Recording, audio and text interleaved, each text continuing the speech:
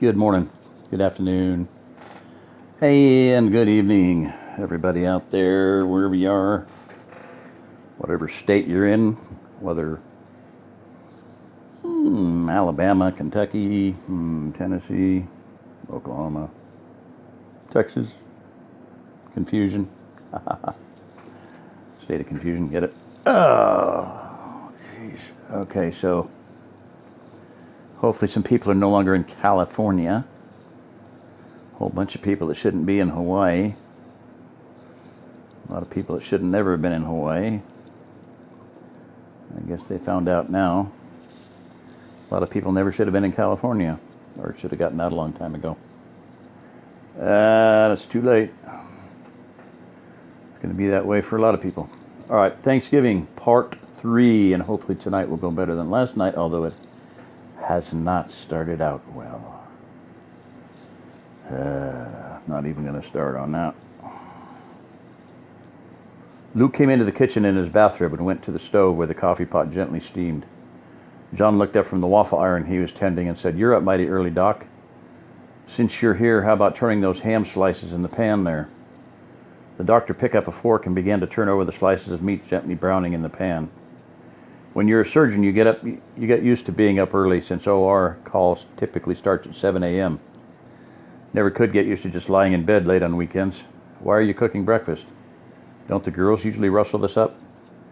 The other man grinned and said, "Oh, it's something of a Horn family tradition. The day after Thanksgiving, I get up early and cook breakfast for the girls, since they usually spend the whole day before putting the big meal together.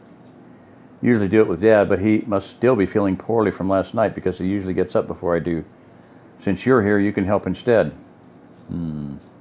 Luke looked interested and said, "Okay, what would you like me to do?"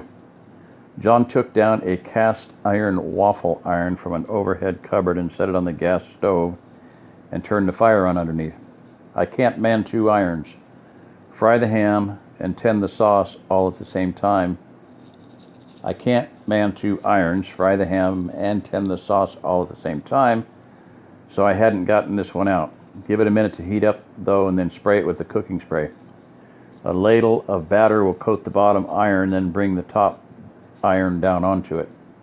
Give it about 1.5 to 2 minutes, then turn the iron over on the fire and let the other side cook. Don't worry if you burn the first one. We did too the first couple of times we used it. You'll get the hang of it right quick. In the interim, that pot there has the peach sauce for the waffles in it, which needs to cook down a bit more. Stir it frequently to keep it from sticking." "I think I can handle that." "You look like you know your way around the kitchen. Do you cook much?" "Actually, not as much now that I'm home full-time as when Ann and I both worked," John answered. "We used to split the cooking chores depending on what the other one had to do that night. Now Ann's gone all week and I'm nearly full-time busy trying to make this place a going concern, so it's mostly Heather, Brittany, and Melinda that do the cooking now. Mel is coming along pretty well for her age, but since Heather came, they've all 3 been blossoming and learning a lot. You should see them sitting down with the big Joy of Cooking book, talking about what they want to try next and how to substitute for ingredients we don't have or can't get. Oh, we get the occasional meal that we just have to force down since we don't have enough food to throw any away because it didn't come out like they thought it would. But for the most part, they've done right well. I never really did learn to cook." Luke looked thoughtfully at the frying ham. "At least not in the make a cake from scratch sort of cooking. I suppose because my family was in the traditional gender role mindset. When I left home, there was too much schoolwork or partying to want to cook. Then in med school, there simply wasn't time. Lisa was working when I met her, and except for about 4 months, she took off when Heather was born. She kept on working, so except for special occasions, we didn't do a lot of cooking at home.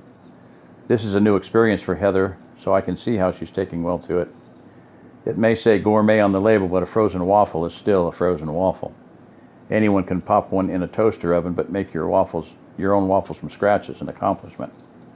The 2 men talked for a time about the ins and outs of cooking and the differences between the way men and women went about it. The stack of waffles grew taller in the warm oven, and the smell of food infused throughout the house. Lisa came in the kitchen shortly after, yawning and owl-eyed, followed by the 3 girls.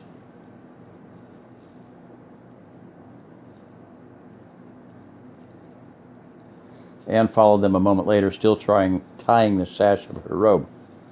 "Well, there's our sleepy heads," John said brightly. You'll notice, Luke, how they showed up just as the last waffle was coming off the iron." I'm going to stop it there.